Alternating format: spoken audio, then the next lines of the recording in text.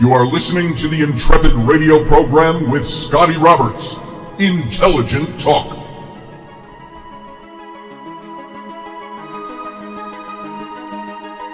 Well, happy Wednesday evening, folks. It's the middle of the week. It's hump day. This is Scotty Roberts.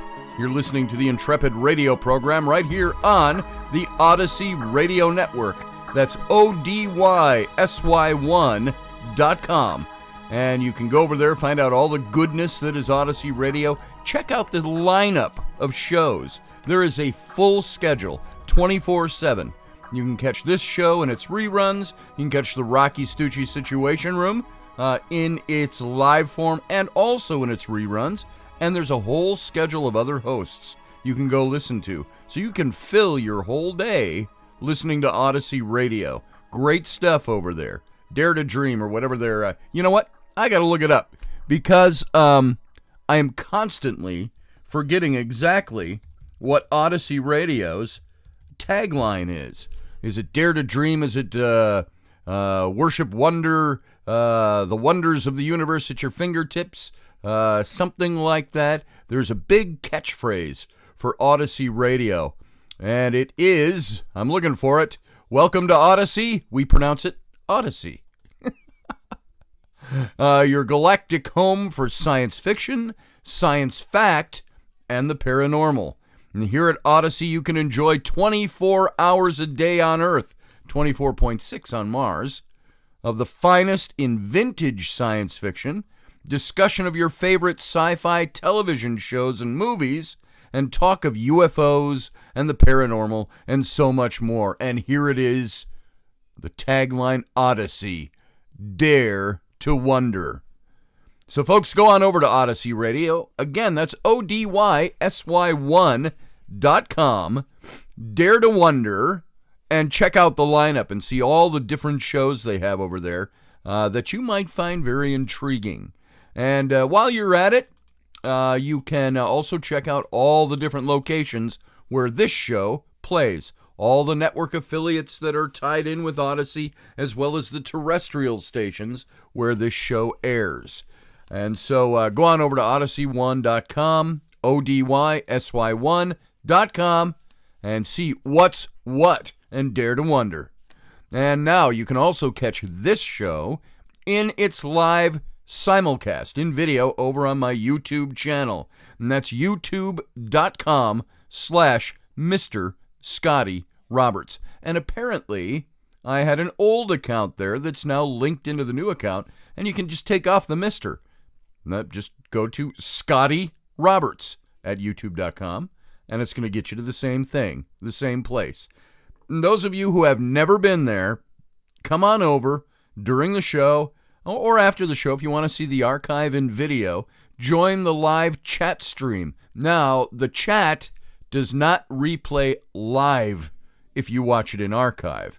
Like if you missed tonight's show and you go in tomorrow morning, you'll see the chat room, but you won't be able to participate in it. It's just the replay of the chat room live along with the show itself. But come on over, be part of the Intrepid family. When you get to my channel, hit subscribe, then hit that little bell icon and you'll get notifications of the show. Join the Intrepid family, and you'll see a huge family of people who have gotten pretty close over there on my show. And I love them all. I love you for being there. Thanks for coming over in advance if you haven't been there yet. And enjoy the show. And if you don't want to join in the chat, you don't have to, but you can come over and at least view the video in simulcast to the Odyssey radio show. So that's it. And I want to thank you all for being here.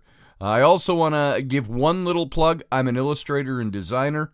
If you want to use my services, you can go to scottallanroberts.com.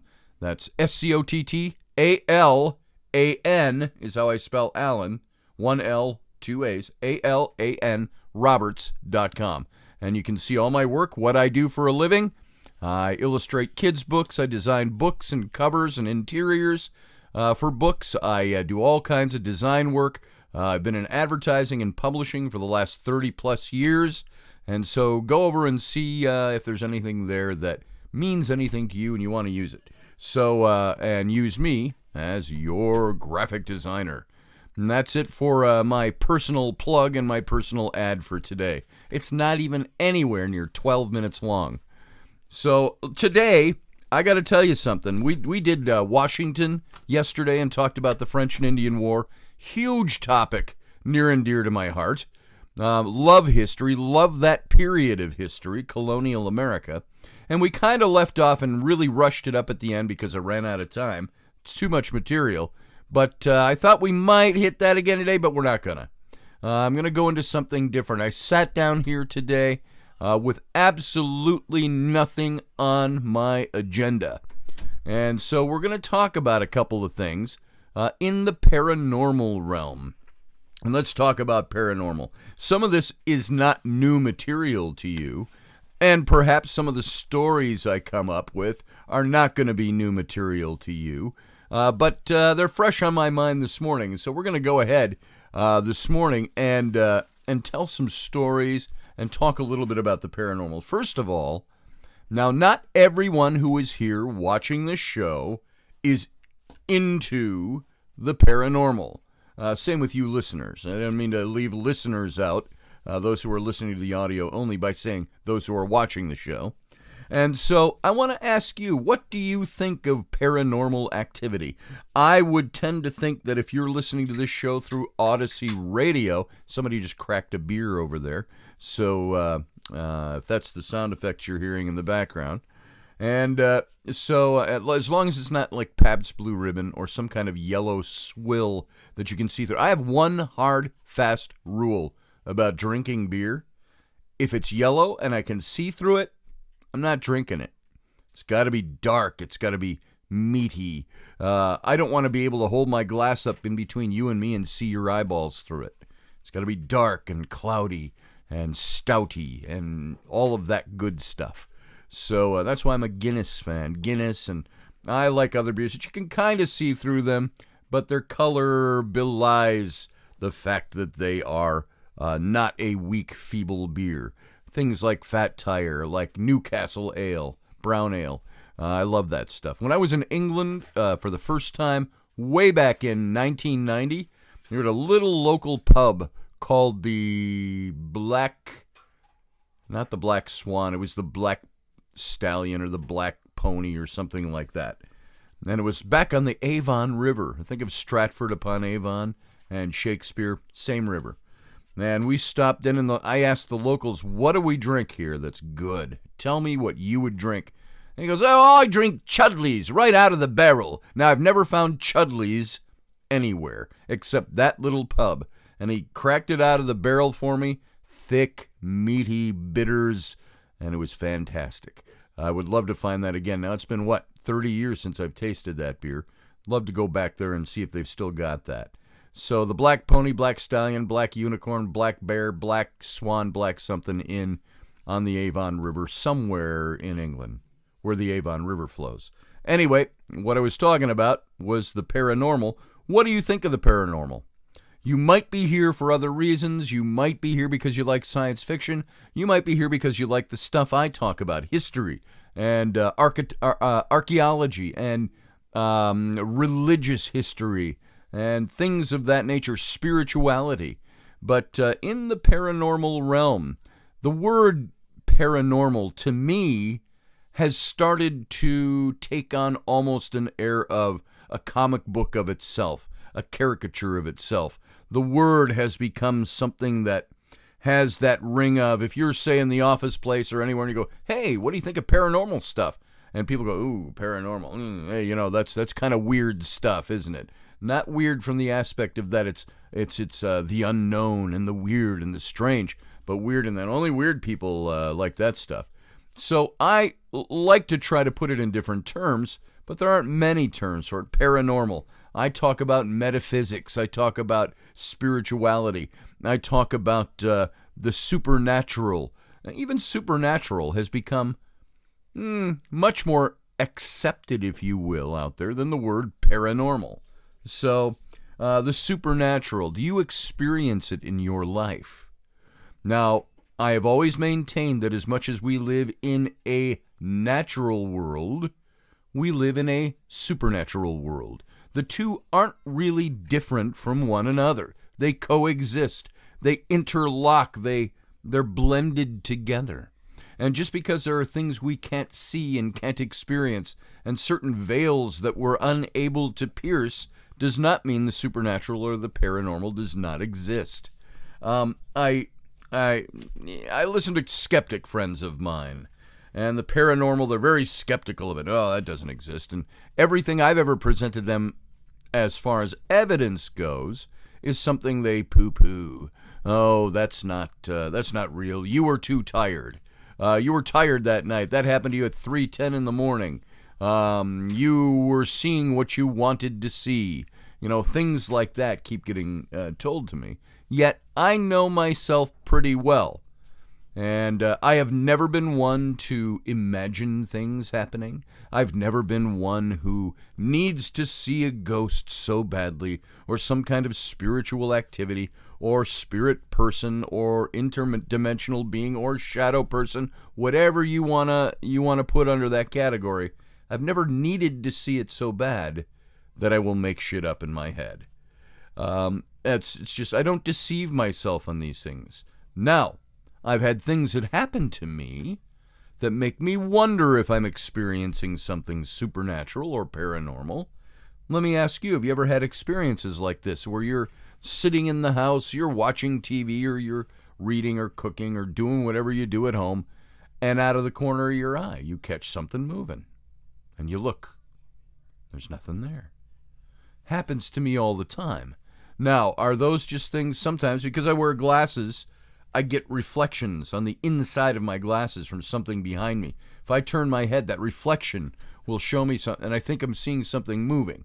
Now, I generally am able to, I'm smart enough, I'm not a rube, I didn't fall off the wagon just yesterday. I'm able to look around and try to find out things that may have attracted my attention, movements out of the corner of my eye, things like that. But my wife and I, Rainey, who you all know so well, if you're a regular over on the YouTube stream, Rainey and I have for years constantly seen things, experienced things, and sometimes we chalk them up to the paranormal. Sometimes we chalk them up to the supernatural, and sometimes we don't. But even around this house, and I think my own children could attest to this. I've got Rowan sitting over here drinking a beer, and that she just cracked open. Rowan, come over here. This is my 8-year-old girl.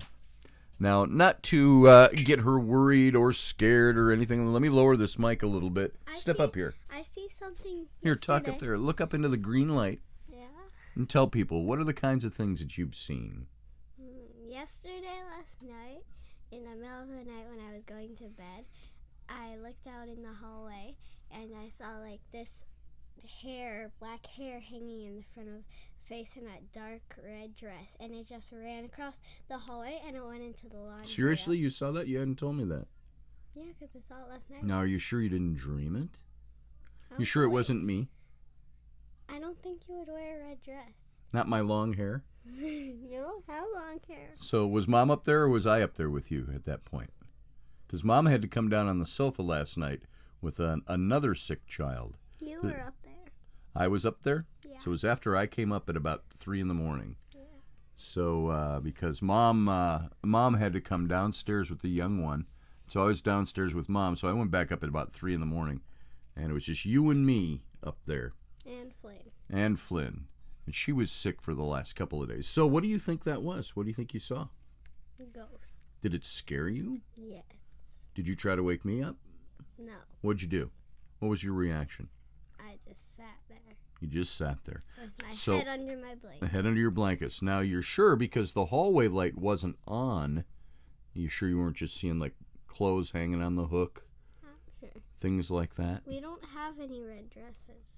No, we don't have any red dresses. Were you fully awake? Yes. Okay. Well, these are the things, folks, that you have to decipher when you think about things. Now, even my kids, and I'm only talking about it with her right now because she happened to be in the studio with me. So her mom and I, we see things all the time. See things moving. You wonder if it's the cat, if it's the dog, stuff like that. Just the other day. Little things. Now, you ask yourself, you probably experienced this kind of thing, but just the other day, my wife went grocery shopping, and she was on her way back home, so I cleared off the kitchen table to make room for the bags of groceries when we carry them in, a place to set them down when we come in the door.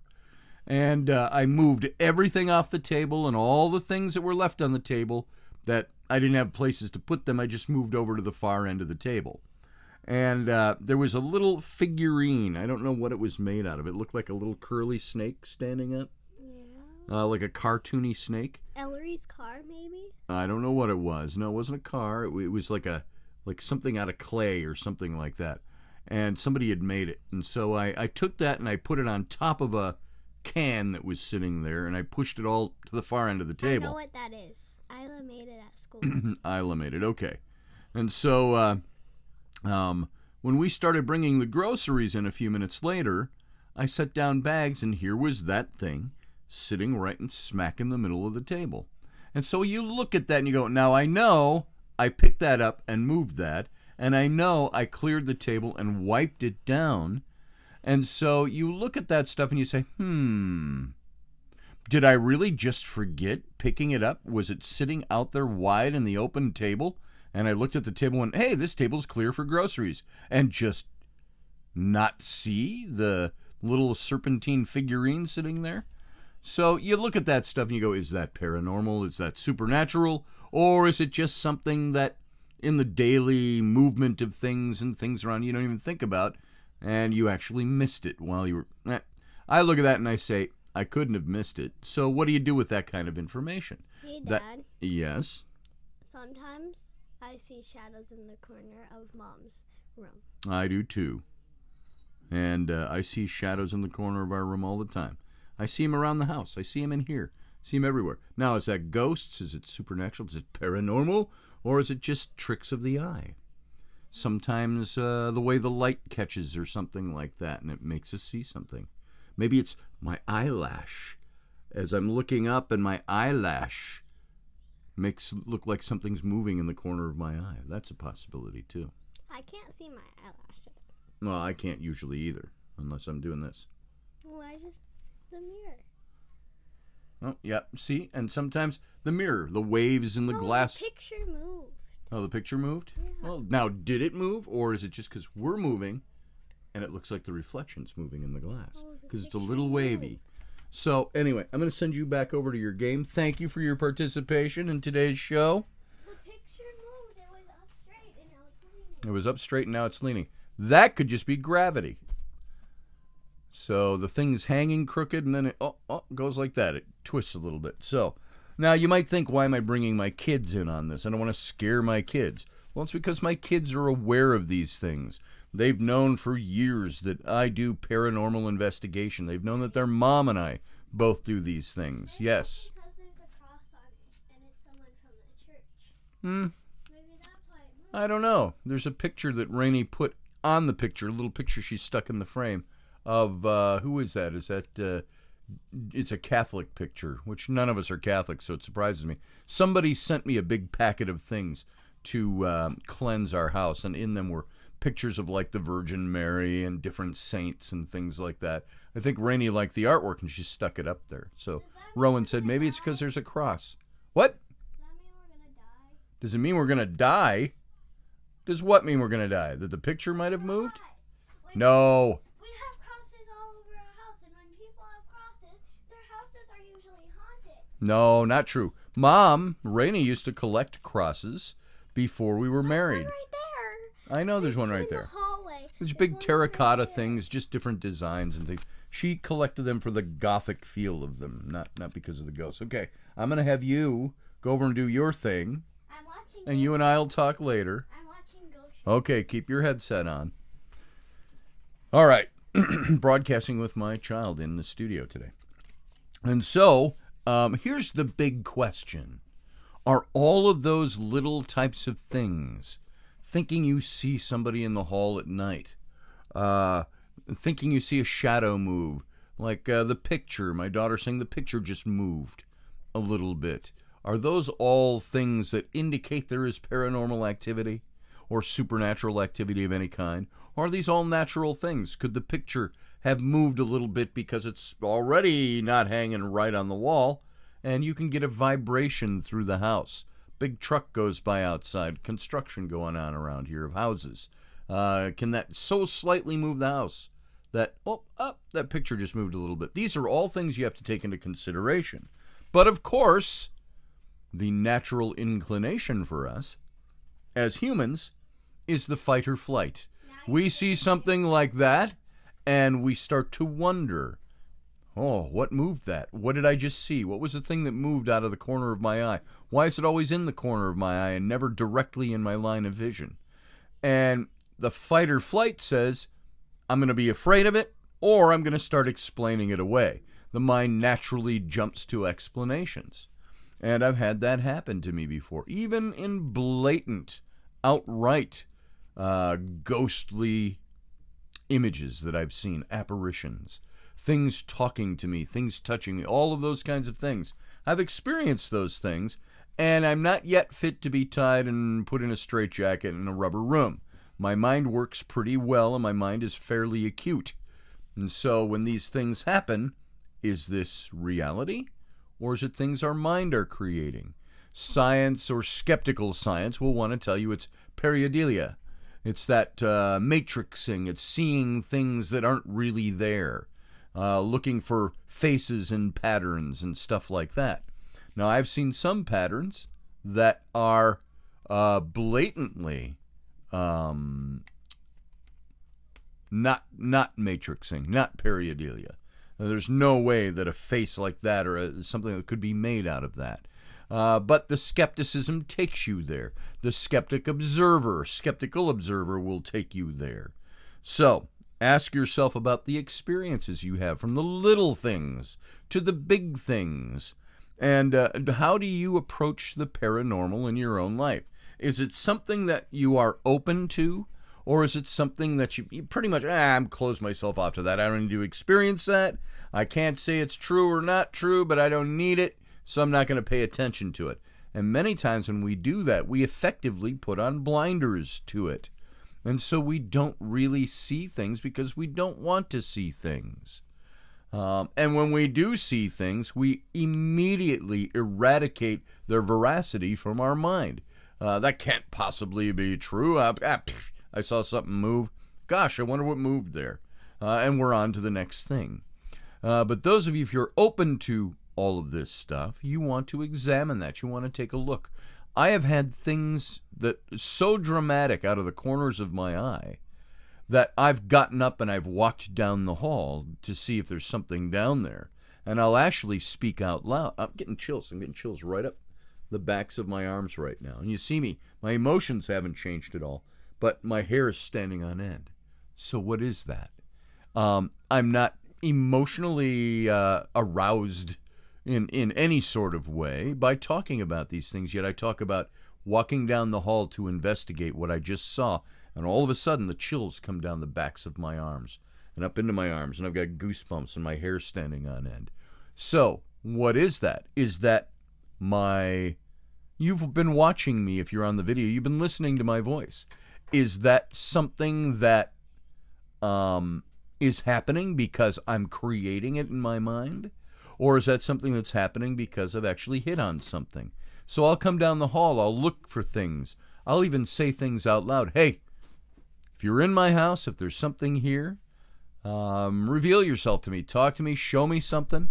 But I always tell them this. I say, but leave my kids alone. Don't appear to my kids. Don't mess with my kids.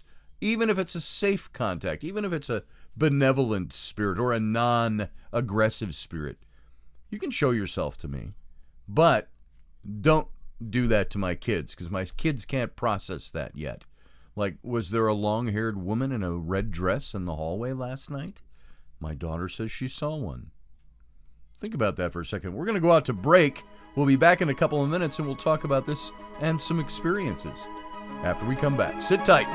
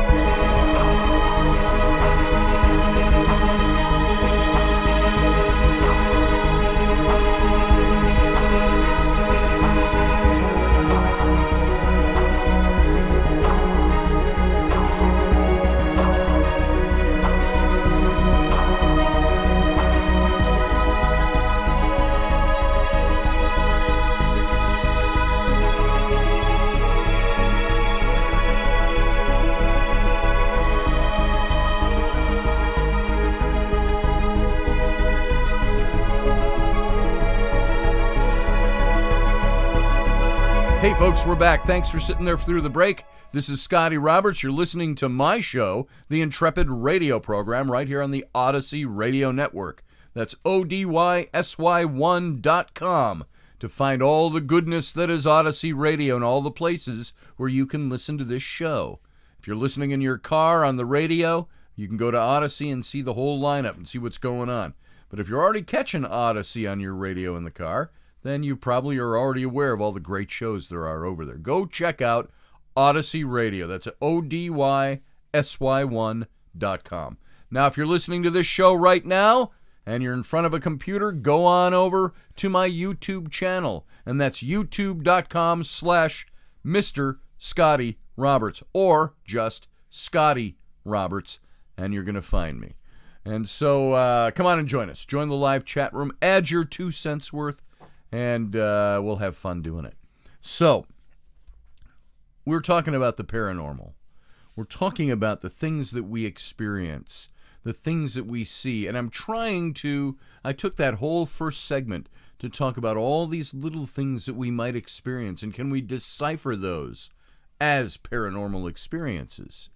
Can we, I've told you all the story. This isn't the one about the vision I had in Egypt, although I've talked about that in the past. I think I did a half a show on that once. I'm not one who is given to visions and those kinds of things. At least I haven't been, and I never was. I was always too analytical. I'm pragmatic. I'm kind of in order to believe in something, I need to see it, touch it, taste it, feel it, hear it, experience it, share information with it, have it talk to me, and as I talk to it. And so all those things need to happen for me in order to put a strong belief in something. And remember, belief isn't knowing all the time. Belief is a faith experience. I can believe in something without seeing it. I can believe there are ghosts. But at the same time, by believing there are ghosts, does that mean I have facts and knowledge that ghosts exist? No. I can believe in a lot of things. I can believe in God. I can believe in Jesus. I can believe in Buddha. I can believe in all these different things. Allah, whatever name you want to place on it. I can believe in things, but belief is not always knowing. It's not always factual. It's not always gnosis. That's why even in my Christianity, pagan Christianity, whatever you want to call what I am now, I am an agnostic, agnostic. Gnosticism, Gnostic meaning one who knows, Gnosticism, knowing. And so I don't know, knowledge, meaning I don't really know all the facts. And so I'm an agnostic. I'm open to a lot and I'm closed to some things. So belief. I can believe in ghosts. I can believe in the paranormal, all I want. But do I have facts? Do I have knowledge? Do I have evidence? And this is the way I approached visions when I had them. When I had them, I thought, I'm just daydreaming. But there were certain earmarks of what had happened to me, which we've talked about before, which really pointed out to me that it was a vision. I know one of the things that happened afterward was the chills up the arm and the back of the neck, tears coming to my eyes, not from emotion, but from that chill, remember we talked about skin orgasm, that kind of thing, that visceral reaction to something. And it's not because I was so emotionally bound up in what I saw. When I had my vision in Egypt, I kind of, I saw it for a few seconds and it was like blinking almost and going, wow, what was that? And just going, ooh, and a little tearing up of the eyes. And so trying to figure it out. And I know I had my experience at the tomb of Senenmut. And Senenmut, that guy back there, that bust back there, he's the guy, if you don't know this, if you're a newcomer to a lot of the information I've shared on this show in the past and some of my books, Senenmut is the guy that I believe was Moses in history. And I wrote a book about it with my good friend John Ward, a British archaeologist in Egypt. And we wrote a book about our two different views of who Moses might have been. Mine was Senenmut. 18th dynasty, Grand Vizier to Hatshepsut, the female pharaoh, and disappeared at age 40, I believe returned to Egypt later. And there's all kinds of evidence I gave for that. So John Ward and I are in Luxor, Egypt. We're on the east side of the Theban mountains, and it's really a small range, well, long range of mountains, but, not huge. I'm not talking Rocky Mountains or Bitterroot Mountains here. It's just the mountains in Egypt. If you go over the top of these cliffs, you would be over into the Valley of the Kings. And so on this side, on the east side, Hatshepsut had her funerary temple.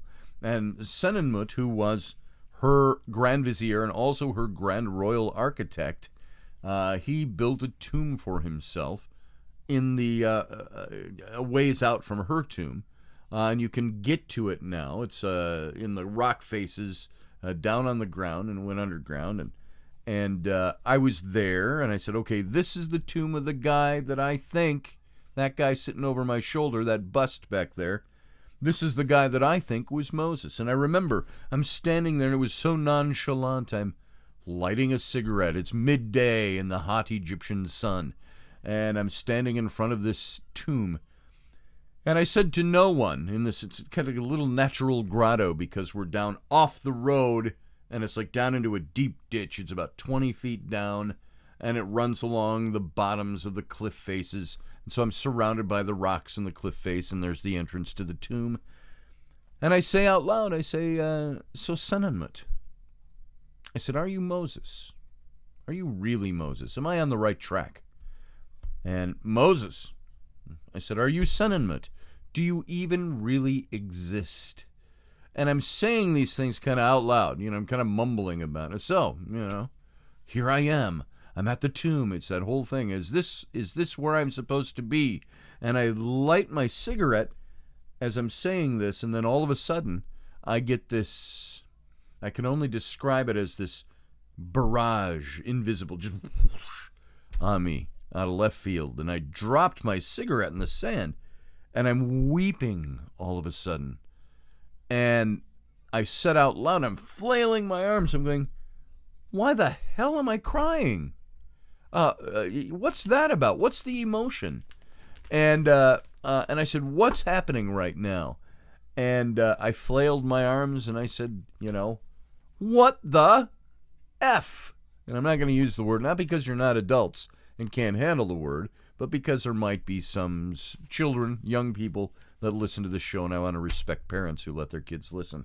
So I yelled that out, and I'm walking around in circles, and I'm weeping, and I'm looking, it's just dripping off of my face, rolling off my chin whiskers, dropping in the sand. And I thought, and it was profound and it was profuse. And I thought, what is this about? And took a few minutes, and John Ward and Maria were up top waiting for me. And there's a little natural staircase they carved out of the rocks to get back up to the main ground. And it's all open air. I wasn't in a tomb. I was on the outside. It's just down in a little, not grotto, like a gully almost. And so I climbed back up there, and John and Maria are over there talking to our Egyptian guy. And I walked over to the edge of this little cliff that dropped down to the tomb, and I'm looking at the tomb from up top now. And I'm trying to clear the tears away. And that emotion stuck with me. And I thought, why is that there? Is it because I'd spent 30 years researching this guy? 30 years wanting to know the answers, and I felt that I was there? Or did I experience something there? Now, as many of you know the story, I told John Ward, John walks over, and I'm like, great, I've been crying. How puffy your face gets and all that. And I had my hat on, that hat hanging there, and I pulled it down a little bit, and John looks at me, and he goes, brother, look at me. And I looked over at him, and he snapped a picture, and he goes, Scotty crying for posterity. And I said, you're an ass. And he says, why are you crying? What's up? And we talked about it a little bit. He said, it's the emotion of it all. He says, I've experienced that. Maria has experienced that when you stumble upon things. And, of course, he confided in me, too, later. He said, this happens because it's real. And now, at that point, I had no idea what was going on. it was a couple of months later that I was talking to the wife of a friend who had passed away.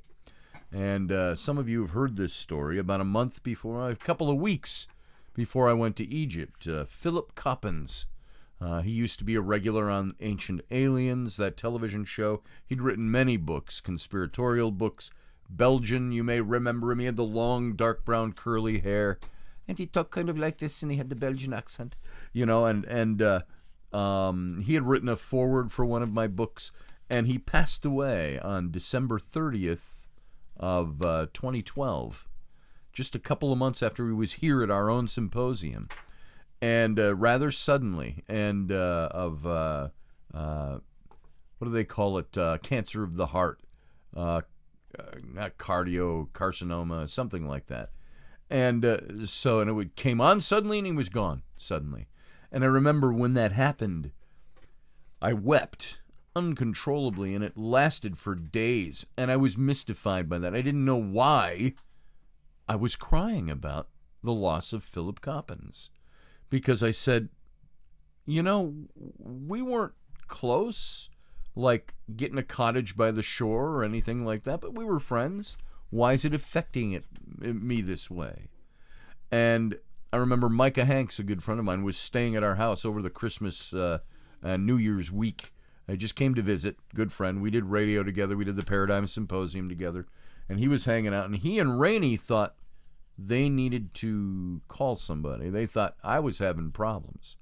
And I could not process this. But every time I thought about Philip Coppens, for 3 or 4 days there, I would break into tears, and it was uncontrollable. And I was mystified by this. I thought, why am I doing this? This is not... I cry at Disney movies. Yeah, I'm that kind of guy. I'm a sap. But this was different. And so this is where, if you remember the story, I'll repeat it for some of you who've heard it. A good friend of mine who was a shaman, still is, called me out of the blue about 4 days after Philip's death. And he said, hey, what's going on? I go, not much. We started talking a bit. And he had known Philip, too. And he went to the funeral. And so he was telling me about that. And I said, man, Dave, I said, I got to talk to you about what I've been experiencing. And immediately, it was like, you know, when you fall and skin your knee when you're a little kid on your bike, and you're like, you know, that hurt. And then mom comes over and says, did you hurt yourself? And you're like, yeah. Then the tears start coming. It was kind of like that. We started talking about it, and it made it feel like a fresh, and the weeping just started again. I said, this is it, Dave. I said, why is this doing this to me? And we talked about things, and he didn't have a lot of answers for me. He was very gentle about it. And he says, do you remember, Scotty? He says, I told you a while back that when I get messages from the source, from spirit world, he says, sometimes it comes in, you know, listening to a song, and a thought enters my mind, or reading a book or something. He said, and I told you, sometimes I just get an audible voice will speak to me, and I got to figure it out. He says, I was sitting here about 20 minutes ago, and I heard a voice in my office audibly said, call Scotty. He said, I wasn't given any instructions. I just heard that, and I went, oh, okay. He says, so I put a couple things away, got my phone, and called you. And he said, that's why I asked you, what's going on? And he said, here's what I'm going to tell you. He said, you're leaving for Egypt, your first trip to Egypt. Now, this is, by the way, this is the beginning. This is early January of 2013. He said, you're going to Egypt for the first time. And he said, all I'm going to tell you is this. Be open-minded. Be awake. Be aware. Be in the moment. And he says, and by the way, I wasn't even teaching those things back then. These are the things he told me. And he said, be in that moment. And he says, you're going to have an experience in Egypt that will change your life forever. And that's all he said to me. And so I went ahead and I went to Egypt. It was about 10 days later, something to that effect. And sure enough, this is the trip where a week into the trip, 2 weeks into the trip, I had this experience at the tomb of Senenmut. And so while I had this experience, and I'm weeping like that, it wasn't until about a month or two later I'm speaking to the widow of Philip. And I told her, I said, I hadn't talked to you, and I wanted to be very sensitive about this, but, the way I reacted when I heard that Philip had died, and I told her about the crying experience. And then I said, the same thing happened to me in Egypt, that crying experience. She and Philip had told us that they might meet John and I in Luxor because they were planning a trip there themselves to do some writing, to do some research work. And, of course, he passed away in the meantime. And so she said, remember I told you I was going to be there? She said, we didn't tell you what we were doing. She said, we were going to be writing a book about the relationship between that guy right there, over my shoulder, Senenmut, and the pharaoh Hatshepsut. And she said, did you know that Philip believed that he was a reincarnation, not the reincarnation, a reincarnation of Senenmut, that guy? And I said, no, I did not know that. And I said, what do you mean by a reincarnation? And she said, there's a lot of people, you wonder how there can be, 50 women out there that say they believe that they are the reincarnation of Cleopatra. She said, most of those are just feelings and there might not be anything to them. But she said there can be multiple reincarnations of an individual person throughout history. And she said Philip just believed he was one of the many incarnations of reincarnations of Senenmut.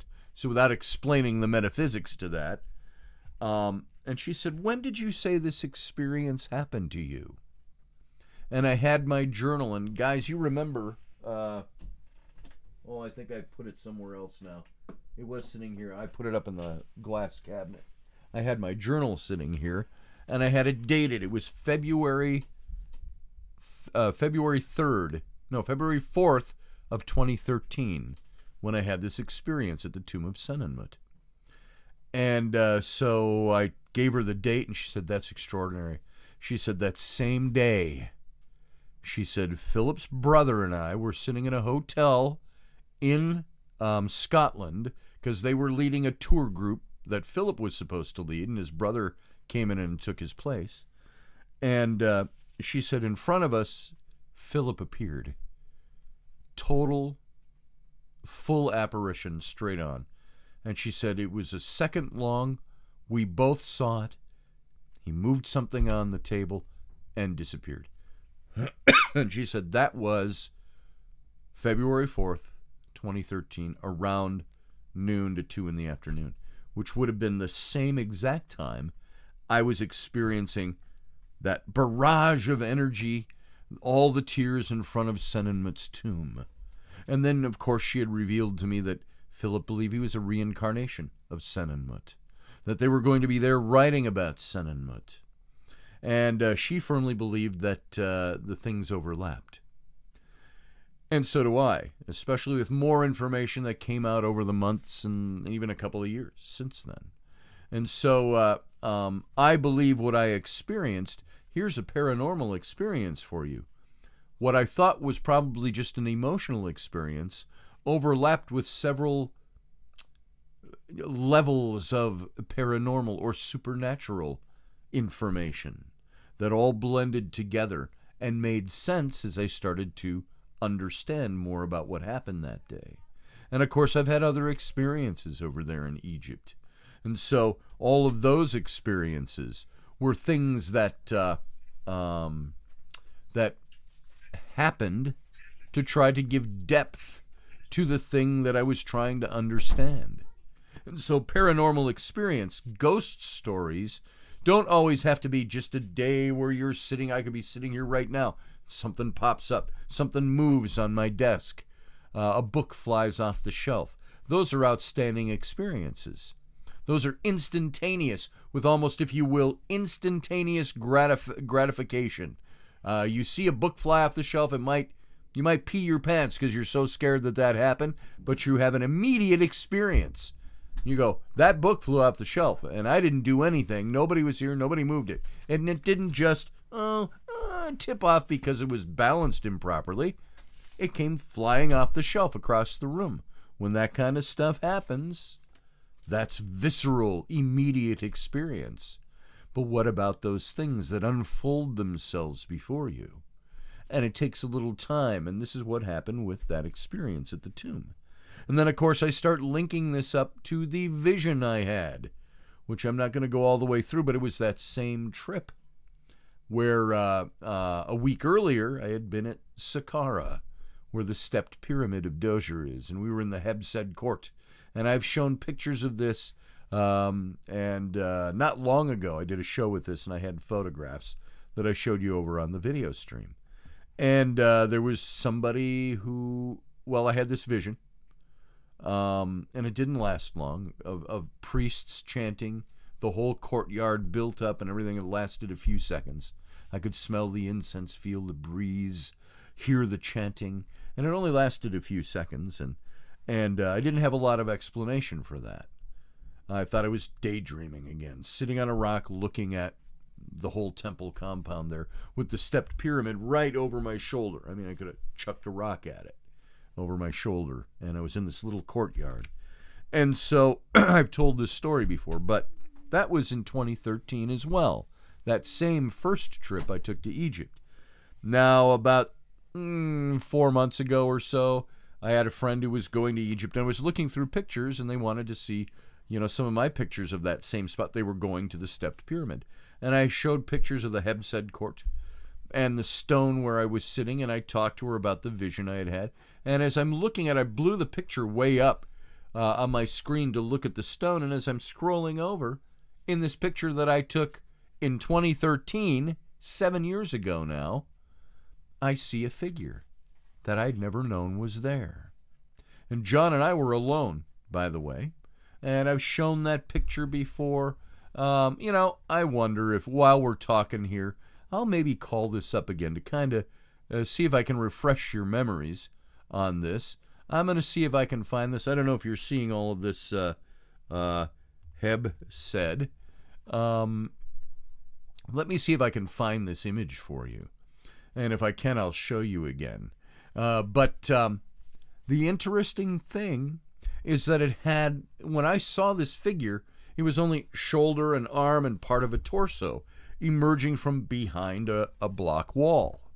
Now, nobody had been there, and I looked and I saw the next picture in the series where I had stepped down and looked toward the same end and took another picture, and there was nobody there. There was nobody there dressed. I was shirtless, dark brown skin. There was nobody that would have been dressed that way in the sun. And so I started looking at these things, and let's see if I can find it here. If it's even on this computer, I'm not sure. It might not be, because I'm not seeing it here. So the interesting thing is that I saw this image, and it took on, for me, kind of a... it looked like a Bigfoot picture to me, or a ghost. All these half pictures you see are blurry images and things like that. And I blew this thing up, and there it was. And I thought, why am I seeing this now? Why have I never seen this in this picture over 7 years? And I was talking to Sarah Soderlund, Paranormal Sarah, a good friend, who said, she called me up and she said, somebody's trying to make contact with you.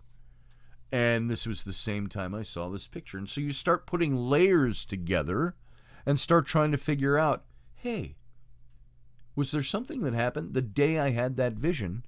I get this guy. And then, of course, a year later, we were back in Egypt, and a good friend of mine, and if you've heard this story before, indulge me a little bit, for those who haven't heard it. Chris Conway, Scottish medium, great guy, good friend. He was on the British show Most Haunted years ago. He was one of the psychic mediums they had on the show throughout the course of the series. And he was there with us, John and I, as we led this trip next year. And we took some people along with us, my daughters included, and we sat on that very stone. And he said, last year, he said, there was somebody here, that ancient Egyptian man that attached himself to you. And he said that, he says, I'm getting him now. And he described him, and we went through all of that.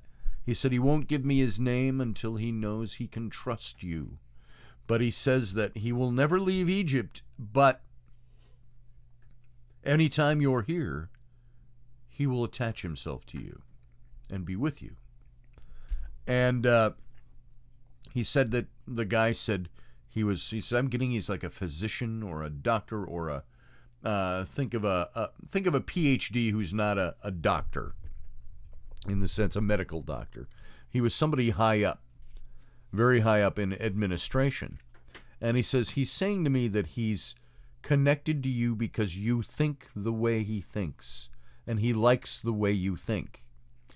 And now, it was the year before I got that picture.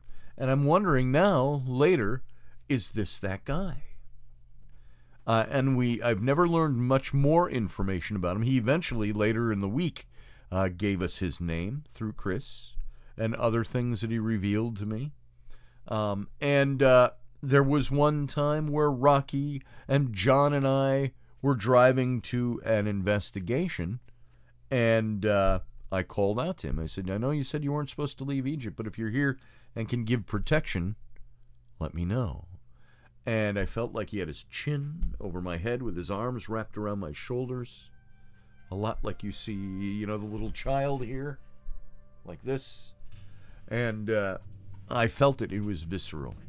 So, anyway, we're at the end of our time, at the end of the show. We'll pick up on some of these stories a little later. Maybe I'll go a little deeper into some of the Egyptian experiences here tomorrow. So, folks, you sit tight. I'm going to go out for a 23-hour break. Thanks for being here. I appreciate you being here. Love you all. Have a good night.